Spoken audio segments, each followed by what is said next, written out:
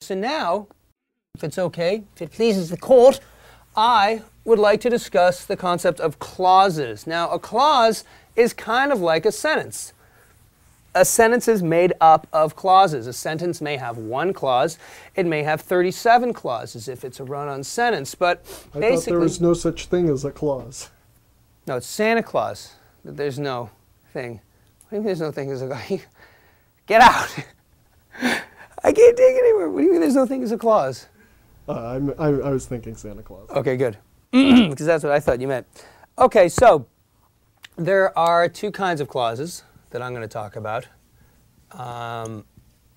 There's the independent clause and the reform clause, no, and the dependent clause.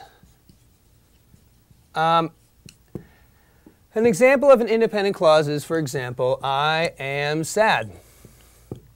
You're saying, but wait, Zach, that's like a sentence. Yes, it's like a sentence. It's got a subject and a predicate. The predicate's made up of a being verb and an object. Yes, that is an independent clause.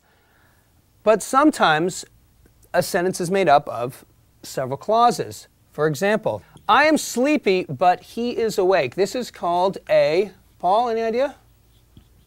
What do we call something that connects words or clauses? Conjunction. That's right, it's a conjunction. It's what's called a coordinating conjunction.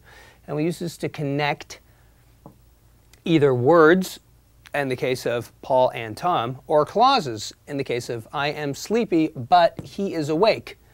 So that's a conjunction. We'll get to that in a second. Now, what's going on in this sentence is kind of interesting. We have two what's called independent clauses. That means that these clauses can sit by themselves and be perfectly happy and communicate an idea, and no one's going to give them a hard time. For example, I am sleepy. Perfectly good sentence. He is awake. Perfectly good sentence. We tie them together, what's called a coordinating conjunction.